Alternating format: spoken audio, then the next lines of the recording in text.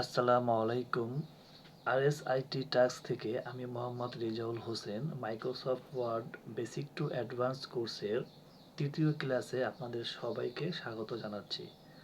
আজকের ক্লাসে আমি হোম ট্যাবের অভ্যন্তরীণ ফন্ট রিবনের বিভিন্ন অপশন সম্পর্কে আলোচনা করব।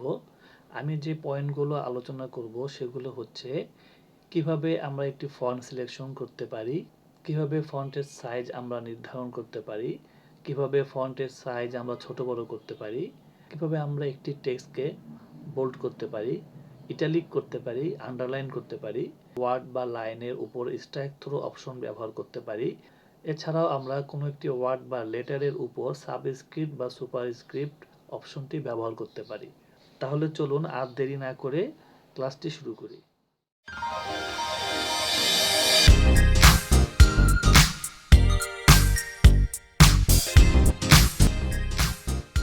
আমি এখান থেকে একটি করে পয়েন্ট আলোচনা করছি। প্রথমে আমরা যে বিষয়টি শিখব সেটি হচ্ছে ফন্ট সিলেকশন কিভাবে করতে হয়। আমরা যখন কোনো একটা প্যারাগ্রাফ বা কোনো একটা ডকুমেন্ট লেখা শুরু করব, তখন প্রথমে আমাদেরকে এর ফন্ট সিলেকশন করে নিতে হবে যে আমরা কোন ফন্টে লিখতে চাচ্ছি। তো এই ফন্টটি সিলেকশন করার জন্য আমরা হোম ট্যাবের অধীনে প্রথমে যে অপশনটি আমরা দেখতে পাচ্ছি এখানে আমরা ক্লিক করব। এখানে ক্লিক করলে আমরা এখানে অনেকগুলো ফন্ট দেখতে পারবো, যেখান থেকে আমরা আমাদের প্রয়োজন এবং পছন্দের ফন্টটি সিলেকশন করতে পারি। এছাড়াও এই কাজটি আমরা কিবোর্ড থেকে কন্ট্রোল প্লাস শিফট অ্যাপ দিয়েও করতে পারি। এর পরের যে পয়েন্টটি আমি আলোচনা করব সেটি হচ্ছে ফন্ট সাইজ কিভাবে আমরা নির্ধারণ করতে পারি। আমাদের পছন্দের ফন্টটি সিলেকশন করার পর এটিকে প্রয়োজন হবে একটি সাইজ নির্ধারণ করা। আমি এখানে একটু ডামি টেক্সট নিয়ে আসি। এর জন্য আমরা গুগলে যাব। গুগলে যেয়ে আমরা লিখব ডামি টেক্সট। ডামি টেক্সট লেখার পরে আমরা প্রথমে যে অপশনটি পাচ্ছি এখানে ক্লিক করব। তাহলে আমাদের সামনে ডামি আকারে কিছু টেক্সট প্রদর্শিত হবে। তা আমি এখান থেকে এই প্যারাগ্রাফটি নির্বাচন করে নিয়ে আসছি। সিলেকশন করে কপি করলাম। কপি করে আমি এখানে এসে পেস্ট করে দিচ্ছি। বন্ধুরা, কপি করে আনা এই ডামি টেক্সটটি 10.5 ফন্ট সাইজে আছে। তা আমি যদি এটিকে আরো বড় করতে চাই তাহলে আমরা এখানে অ্যারোতে ক্লিক করব। অ্যারোতে ক্লিক করার পর এখানে আমরা বিভিন্ন ধরনের সাইজ পাবো। এই কাজটি কিবোর্ড থেকে করতে কন্ট্রোল শিফট এফ চাপবো। এখান থেকে আমরা আমাদের প্রয়োজনীয় সাইজ নির্ধারণ করতে পারি। এছাড়াও আমরা পাশে থাকা এই এ আইকনে ক্লিক করেও আমাদের ফন্ট সাইজটি ইনক্রিজ করতে পারি। এখানে ক্লিক করলে আমাদের এই ফন্ট সাইজটি 2 করে বৃদ্ধি পাবে। এছাড়াও যদি আমরা এই ফন্ট সাইজকে ডিক্রিজ করতে চাই, ছোট করতে চাই, তাহলে তার পাশে থাকা যে ছোট এ আইকনটি আছে এখানে ক্লিক করলে ফন্ট সাইজ 2 করে ডিক্রিজ হবে। আমাদের এই প্যারাগ্রাফের ফন্ট সাইজটি বর্তমানে আছে 12। তো আমরা চাচ্ছি এই 2 করে ইনক্রিজ না করে 1 করে ইনক্রিজ করতে। ফন্ট সাইজ 1 করে বৃদ্ধি করার জন্য আমরা কিবোর্ড থেকে কন্ট্রোল প্লাস রাইট থার্ড ব্র্যাকেটে ক্লিক করতে পারি। তাহলে দেখুন আমার ফন্ট সাইজটি 1 করে বৃদ্ধি পাচ্ছে।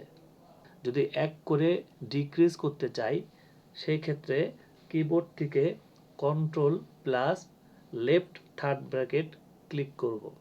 এর পরের যে পয়েন্টটি আমি আলোচনা করব, কোনো লেখাকে আমরা হাইলাইটস করার জন্য অনেক সময় বোল্ড করার প্রয়োজন হয়।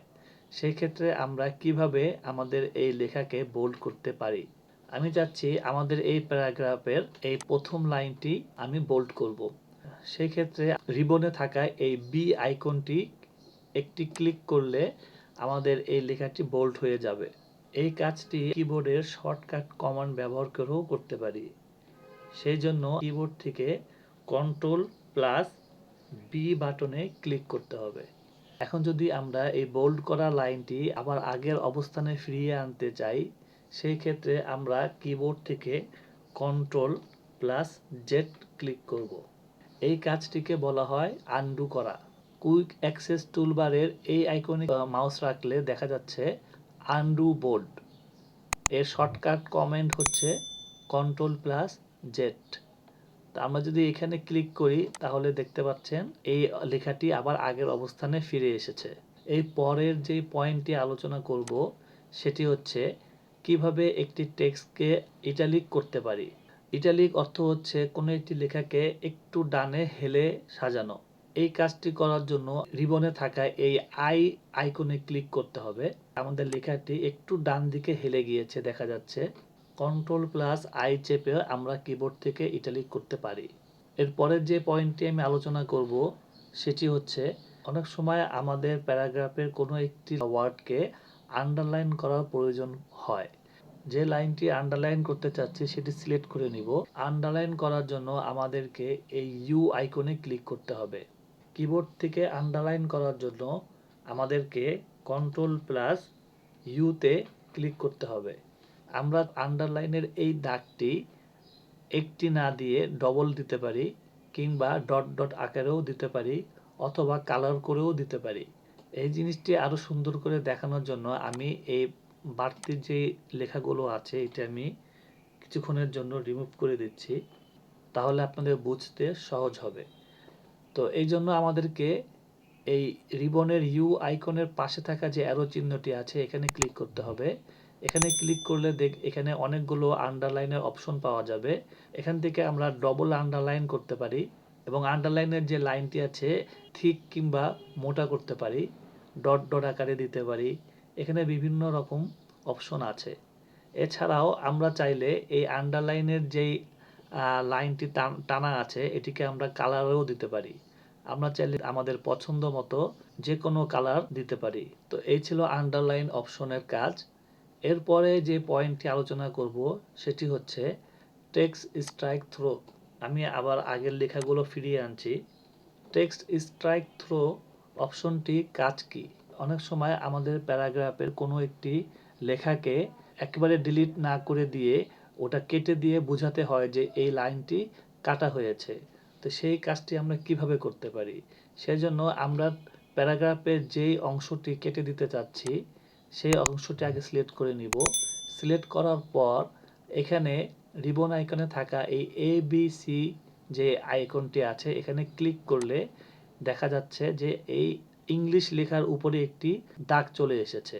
এই দাগটিকেই বলা হয় স্ট্রাইক থ্রো। এরপরে শেষের যে দুটি পয়েন্ট আছে সাবস্ক্রিপ্ট এবং সুপারস্ক্রিপ্ট, এই দুটি পয়েন্ট আমি একসাথে আলোচনা করব, তাহলে আপনাদের বুঝতে সহজ হবে। সাবস্ক্রিপ্টটা আমি ছোট করে বলি। সাবস্ক্রিপ্টের কাজ হচ্ছে আমরা আমাদের প্যারাগ্রাফের কোনো একটি ওয়ার্ডকে কিংবা কোনো একটি লেটারকে যদি আমরা ছোট করে দেখাতে চাই তাহলে আমরা এই অপশনটি ব্যবহার করতে পারি। সাবস্ক্রিপ্টকে সহজে বোঝানোর জন্য আমরা একটি সূত্র লিখি, সেটি হচ্ছে H2O। এই H2O আমি একটু বড় করে নিই তাহলে আপনাদের বুঝতে সহজ হবে। এই H2O এই সূত্রটি আমরা জানি এই 2 কিন্তু পাশে থাকে না, 2টা কিন্তু H এর নিচে থাকে। এই যে নিচে যদি আমরা এই 2কে আনতে চাই তাহলে এইখানে আমাদের এই সাবস্ক্রিপ্টের কাজ। এই সাবস্ক্রিপ্ট অপশনটি ব্যবহার করে আমরা এই 2কে H এর নিচে আনতে পারি। সেটা কিভাবে করব? এটার জন্য আমাদেরকে এই 2টাকে প্রথমে সিলেক্ট করে নিতে হবে। তারপরে রিবনে থাকা এই X2 যে আইকনটি আছে এখানে যদি ক্লিক করি তাহলে দেখতে পারবেন যে এই 2টা কিন্তু H এর নিচে চলে এসেছে। তার মানে এই যে স্বাভাবিক যে লেখাটা এতক্ষণ ছিল সেই লেখা থেকে এই 2টা সাবস্ক্রিপ্ট হয়ে ছোট হয়ে গিয়েছে।